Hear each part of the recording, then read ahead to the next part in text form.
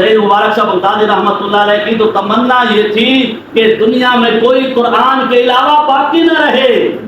اس لیے فرمایا کرتے تھے تمنا درد دل کی ہے اگر منظور ہو جائے،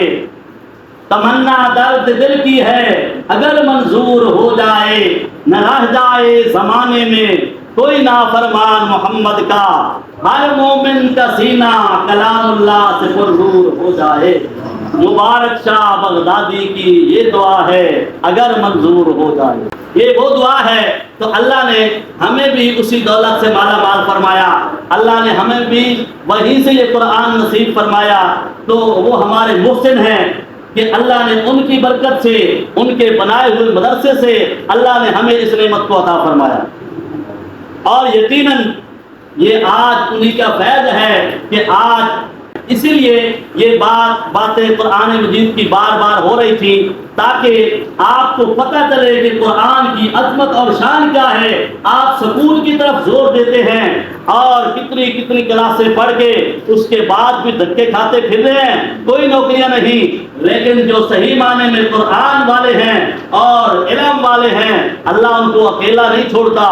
اللہ ان کو اکیلا نہیں چھوڑتا، بلکہ قرآن والوں کی اللہ عزت احترام کرواتا ہے۔ تو آپ کے لیے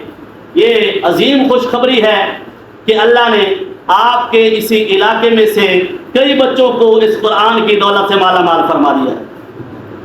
ہم نے نہ تو کوئی مستقل یہاں مدرسہ بنایا ہوا ہے، بس یہی کوشش تھی کہ اللہ نے جو وہ نعمت عطا فرمائی ہے، ہمارے پاس امانت ہے، اس امانت کو آگے پہنچایا جائے۔ اسی سلسلے میں اسی دل کی ایک فکر تھی،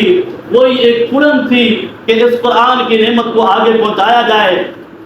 تو میرے پروردگار نے اس بات کو قبول فرما لیا، اللہ نے یہاں رونق لگا دی ہے، اور پہلے ایک بچے سے شروع کیا تھا، الحمدللہ ابھی تقریباً 20 کے قریب بچے ہیں جو قرآن مجید کی تعلیم حاصل کر رہے ہیں۔ جو ناظرہ والے ہیں وہ تو بہت زیادہ ہیں، لیکن میں یہ تعلیم بتا رہا ہوں، یہ وہ بچے ہیں جو قرآن مجید حفظ کر رہے ہیں۔